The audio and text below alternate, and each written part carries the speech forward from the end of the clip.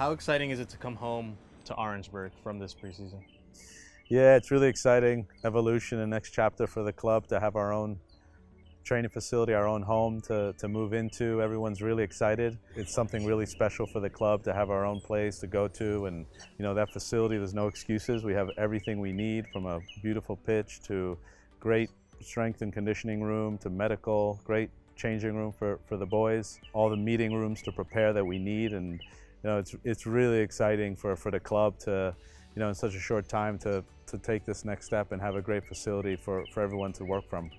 Who's next on deck, do you think, from the academy? We had Joe, Justin, Dante, Tyler, Gio, all on preseason this year and impressed. Any more homegrown signings to come, do you think? Well, we'll continue to evaluate all the academy players, and I think we've developed a really good system of bringing them up to train with the first team throughout the season to really see how they cope with the physicality, with the speed of play, with the training, and that gave us that first look at all the players. And then we follow up with preseason invites and really get a good idea how they're able to deal with the first team players. And I think it's been mentioned throughout preseason how well they've all done, and I think it speaks volumes to the work the academy does to prepare the players to come up and adapt quite easily.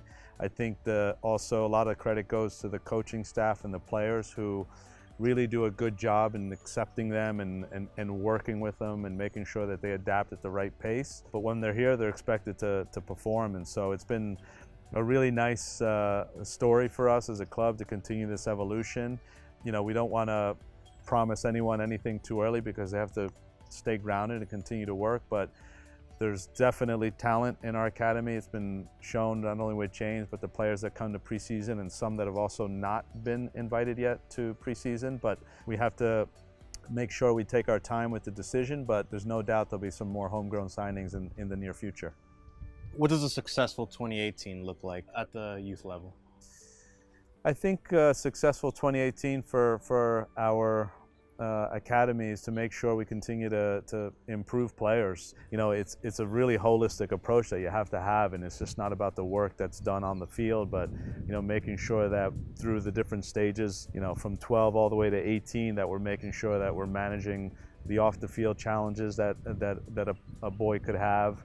We want to, of course, win trophies, but ultimately for us is making sure that when we look at every player, that they're better 3 months in the future than they were 3 months ago, and that they're better next year than they were a year before. And that's the real challenge, seeing the players get better, working with them when they go through tough times and not giving up on them, because all players do, and we have to take great pride in that. And our philosophy is about making sure that we create an environment where they actually sometimes lose. We've explained this to the parents in the orientation at the beginning of the year.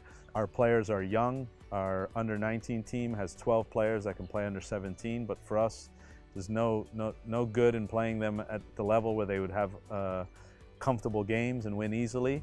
And if you see that philosophy and the way we work is really paying off already, because we have 12 under 17s playing under 19, we have under 15 players playing up under 17, and every player is constantly being pushed up, whether it's in games or in training, and that creates for an environment that's going to get better players.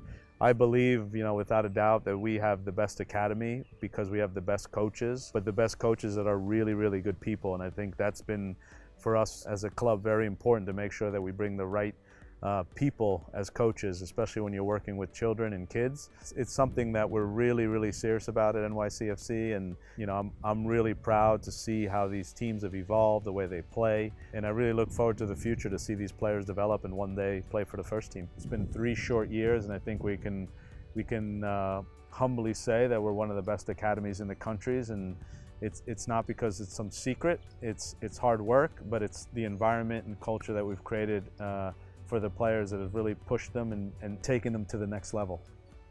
The club has also laid some foundations in the city this past year that will be felt for generations to come.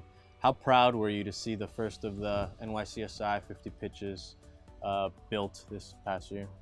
Yeah, really proud. I think all of us as a club, to see these pitches be going down in the city is amazing. It's a place for players to come and play, and of all ages, boys and girls, and have unorganized unstructured soccer is what we need in this country in urban areas. It's something that has been crying out for a long, long time, and I can't believe it, to be honest, that the sport's come so far that we have small soccer fields in the 5 boroughs, and it's really special. We should be really proud of this. Our fans, our club, any soccer fan in NYCFC should be proud of the work that's being done by the community. But more than anything, it's giving back to the community and having safe neighborhoods and a safe place for kids to go play soccer.